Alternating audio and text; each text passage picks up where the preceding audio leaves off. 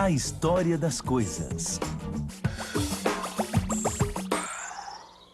Você tem um desses? Eu fiquei meio curiosa com o meu. Na verdade, eu fico meio curiosa com todas as minhas coisas. Você já pensou de onde vêm todas as coisas que compramos e para onde vão quando jogamos fora? Eu não conseguia parar de pensar nisso. Então fui me informar. E o que os livros dizem é que as coisas passam por um sistema que vai da extração, à produção, à distribuição, ao consumo, até o descarte. Tudo isso é chamado de economia dos materiais. Eu pesquisei um pouco mais. Na verdade, passei 10 anos viajando pelo mundo, buscando saber de onde vêm nossas coisas e para onde vão. E sabe o que eu descobri? Que não é só isso. Falta muita coisa nessa explicação. À primeira vista, esse sistema parece bom, sem problemas, mas a verdade é que é um sistema em crise. E o motivo da crise é que é um sistema linear e vivemos em um planeta finito. E não se pode operar um sistema linear em um planeta finito indefinidamente. A cada passo do caminho, esse sistema interage com o mundo real.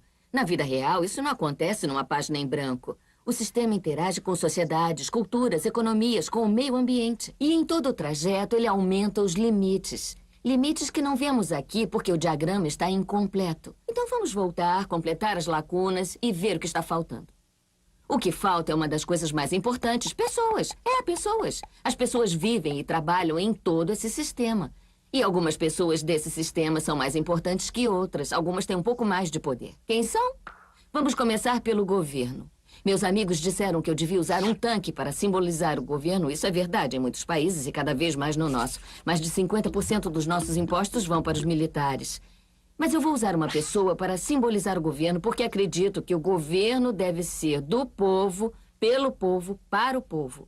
É dever do governo zelar por nós e cuidar de nós. Esse é o dever deles. Depois temos as corporações. Elas parecem maiores do que o governo porque são maiores mesmo.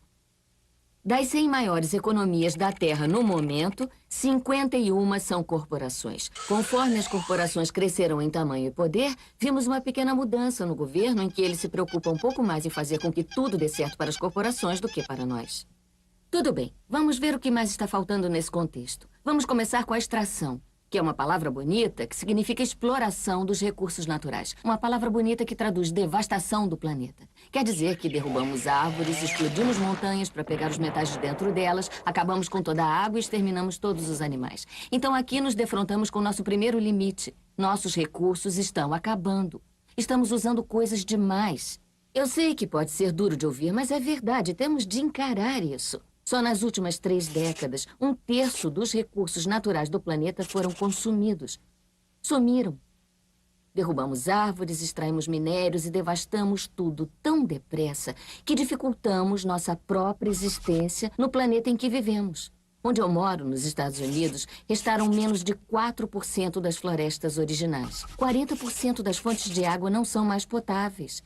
E nosso problema não é que usamos coisas demais, mas usamos mais do que nos cabe. Temos 5% da população mundial, mas consumimos 30% dos recursos mundiais. E produzimos 30% do lixo do mundo. Se todo mundo consumisse na escala dos Estados Unidos, precisaríamos de 3 a 5 planetas. E quer saber? Nós só temos um.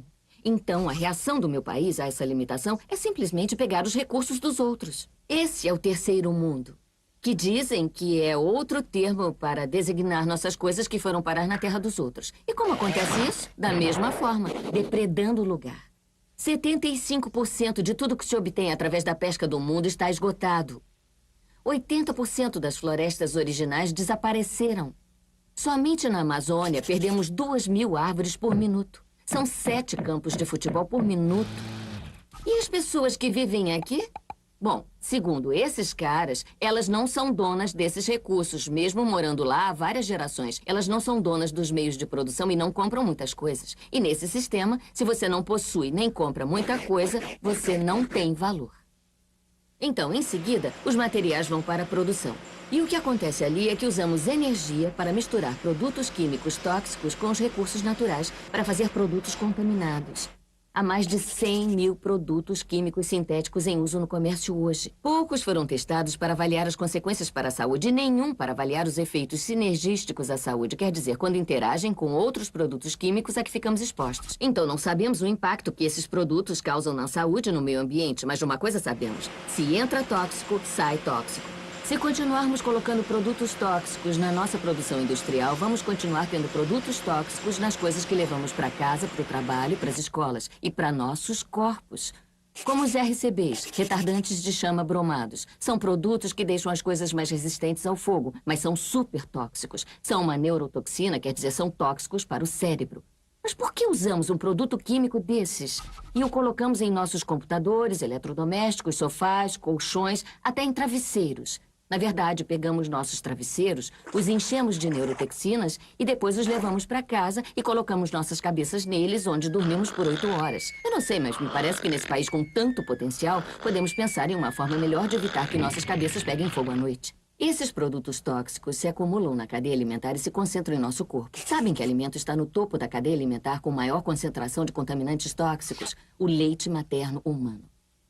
Quer dizer que chegamos ao ponto em que os menores membros da nossa sociedade, nossos bebês, ingerem a dose mais alta de produtos tóxicos de sua vida ao serem alimentados pelas mães.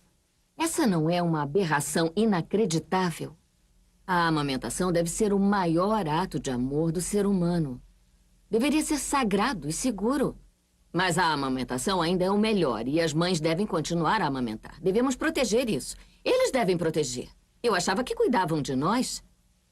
E é claro, quem mais tem contato com esses produtos tóxicos são operários de fábricas, dos quais muitos são mulheres em idade reprodutiva. Manuseiam produtos tóxicos ao aparelho reprodutivo, carcinogênicos e mais. Então eu pergunto, que mulher em idade reprodutiva teria um emprego que a expõe a produtos tóxicos, se não uma mulher sem nenhuma outra opção? E essa é uma das belezas do sistema. A degradação do meio ambiente e da economia aqui cria uma fonte contínua de pessoas que não têm nenhuma outra opção. Em todo o globo, 200 mil pessoas por dia estão se mudando de ambientes que as sustentaram durante gerações para as cidades. Muitas vivem em favelas, procurando trabalho, por mais insalubre que ele seja. Então não se perdem só recursos nesse sistema, mas pessoas também. Comunidades inteiras se perdem. Entra tóxico, sai tóxico. Muitos desses produtos tóxicos saem em quantidade das fábricas como subprodutos ou poluição. E é muita poluição. Nos Estados Unidos, a indústria admite produzir mais de 2 milhões de toneladas de produtos químicos tóxicos por ano. E esse volume deve ser maior, já que só admitiram isso. Então esse é outro limite, porque, quem quer olhar e sentir o cheiro de 2 milhões de toneladas de produtos tóxicos por ano? O que eles fazem? Mudam as fábricas sujas para o exterior, poluem a terra dos outros. Mas surpresa! Muita dessa poluição do ar está voltando para nós carregada por correntes de vento. Então, o que acontece depois que todos esses recursos naturais são transformados em produtos? Eles vêm para cá, para distribuição. Distribuição significa vender todo esse lixo contaminado o mais depressa possível. O objetivo aqui é manter os preços baixos. As pessoas comprando, o estoque se movimentando. Como eles mantêm os preços baixos? Não pagam muito aos funcionários das lojas e evitam dar seguro de saúde sempre que podem. Tudo é questão de externalização dos custos. Isso significa que o custo real da produção das coisas não está embutido no preço. Em outras palavras, não estamos pagando pelas coisas que compramos. Eu estava pensando nisso no outro dia. Eu estava caminhando e quis ouvir o noticiário, então passei numa loja para comprar um rádio. Encontrei um rádio verde engraçadinho por $4,99. Eu estava lá na fila para comprá-lo e fiquei pensando como $4,99 poderiam cobrir os custos de produção desse rádio até chegar às minhas mãos. O metal deve ter saído de alguma mina do sul da África, o petróleo, talvez do Iraque. O plástico deve ter sido produzido na China e talvez a coisa toda tenha sido montada por um adolescente de 15 anos numa montadora no México. $4,99 nem pagariam o aluguel da prateleira que ele ocupou até eu chegar. Muito menos parte do salário do vendedor que me ajudou a escolher, nem mesmo as várias viagens em navios, cargueiros e caminhões feitas pelas peças desse rádio. Foi assim que eu percebi que eu não paguei pelo rádio. Então quem pagou? Bom, essa gente pagou com a perda de sua base de recursos naturais. Essa gente pagou com a perda do seu ar puro e com índices cada vez maiores de asma e de câncer. Crianças no Congo pagaram com seu futuro. 30% das crianças em partes do Congo têm de deixar as escolas para extrair coltan, um metal necessário para aparelhos eletrônicos e descartáveis. Essas pessoas pagaram até o seu próprio seguro-saúde. Em todo esse sistema, as pessoas contribuíram para que eu pudesse comprar esse rádio por $4,99. E nenhuma das contribuições foi registrada num livro contábil. É isso que eu quero dizer quando eu falo que donos de empresas externalizam os verdadeiros custos da produção. E isso nos leva a esse indicador de ouro do consumo. Esse é o núcleo do sistema, sua força motora. É tão importante que proteger esse indicador se tornou a maior prioridade desses dois caras. É por isso que depois de 11 de setembro, quando o nosso país entrou em choque, o presidente Bush poderia ter sugerido inúmeras coisas como sentir, orar, ter esperança. Mas não, ele recomendou fazer compras. Fazer compras? Nós nos tornamos uma nação de consumidores. Nossa principal identidade agora é a de consumidores. Não de mães, professores, agricultores, mas de consumidores. Nosso valor é medido e demonstrado principalmente pela nossa contribuição a esse indicador. O quanto consumimos. E como fazemos? Compramos, compramos e compramos. Mantemos os produtos circulando. E como eles circulam? Adivinhem que porcentagem de materiais que circulam nesse sistema ainda está em uso 6 meses depois da data de venda na América do Norte? 50%? 20%? Não, 1%. 1%. Em outras palavras, 99% do material que extraímos, processamos, transportamos, 99% das coisas que fazemos fluir nesse sistema são descartadas em 6 meses.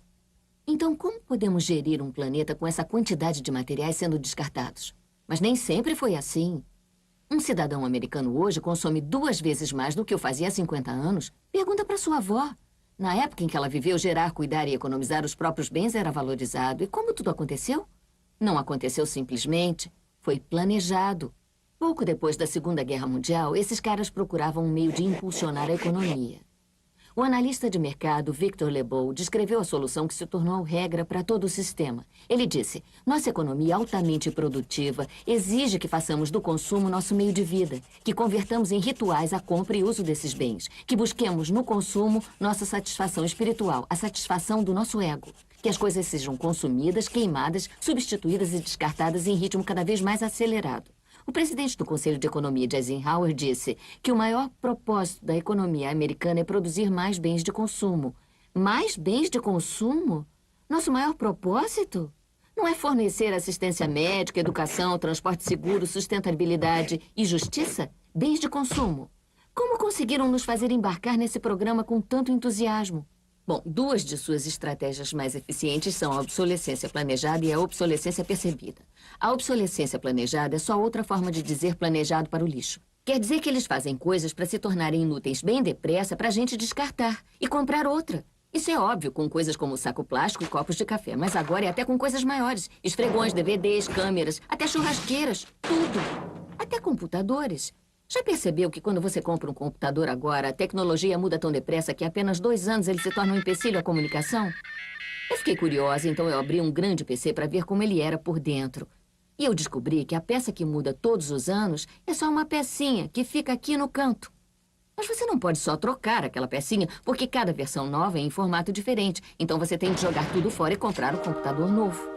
Eu estava lendo revistas de desenho industrial dos anos 50 quando a obsolescência planejada estava ficando popular. Os desenhistas são muito abertos em relação a isso. Eles debatem a velocidade com que podem fazer as coisas se quebrarem, de tal forma que ainda ofereça ao consumidor alguma fé no produto para ele comprar outro. Era muito intencional. As coisas não se quebram com a rapidez suficiente para manter esse indicador funcionando, então também tem a obsolescência percebida. A obsolescência percebida nos convence a jogar fora coisas que ainda são perfeitamente úteis. E como fazem isso? Eles mudam a aparência das coisas.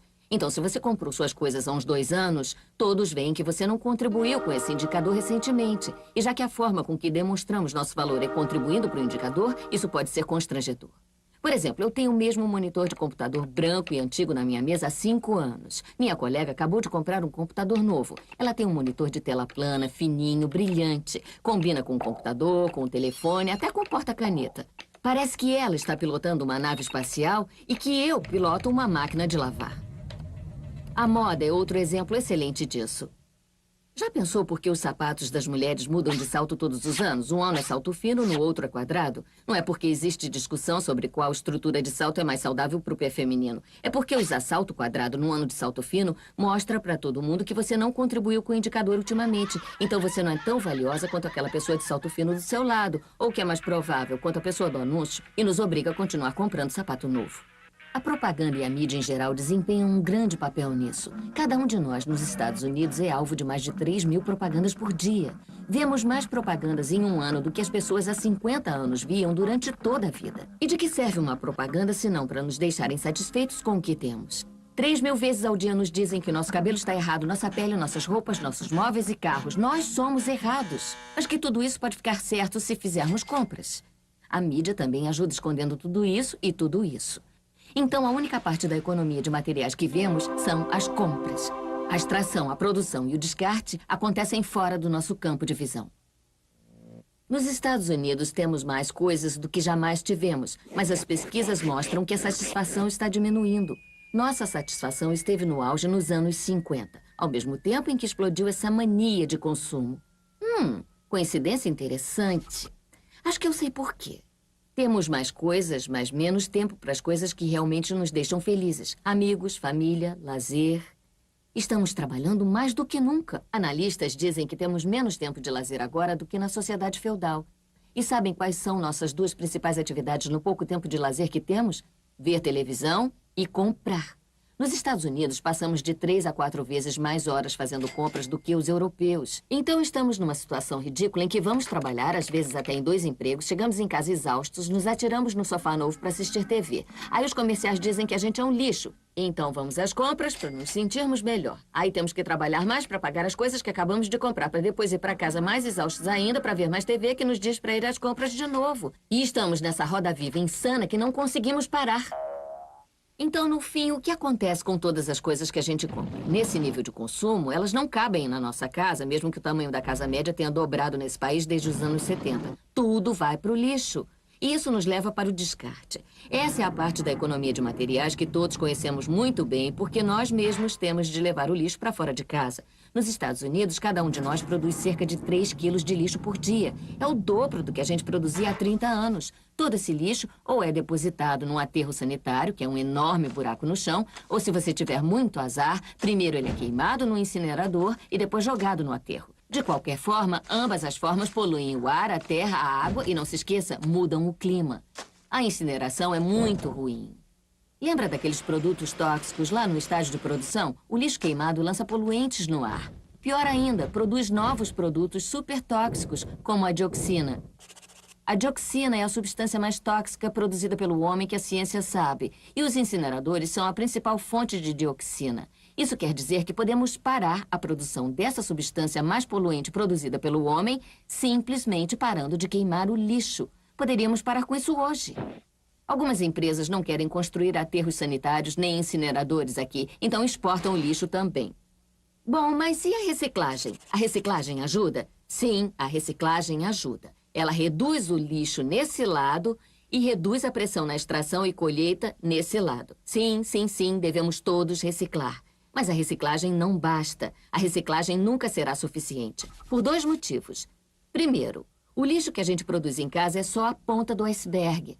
Para cada lata de lixo que você coloca na calçada, 70 latas de lixo são produzidas antes, só para produzir o lixo da lata que você colocou na calçada. Então, mesmo que a gente pudesse reciclar todo o lixo que sai da nossa casa, não chegaríamos ao cerne da questão.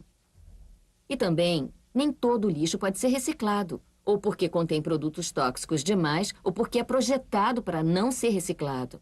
Como aquelas caixas de suco com camadas de metal, papel e plástico bem comprimidas, que você jamais poderá separá-las para fazer uma verdadeira reciclagem. Como vemos, é um sistema em crise.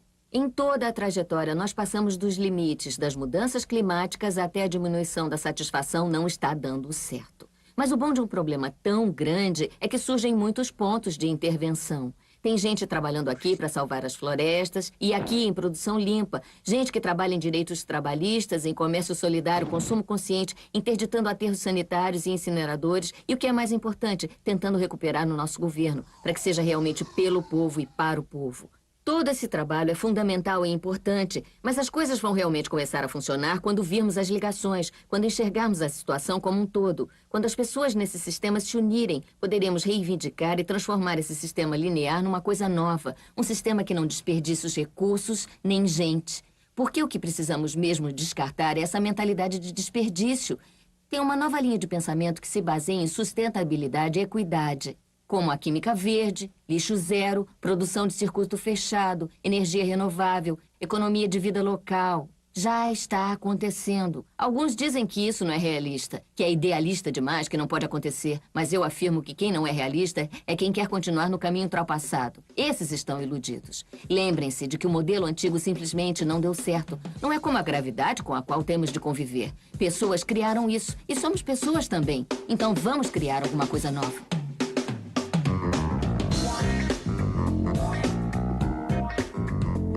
Versão brasileira Audio News.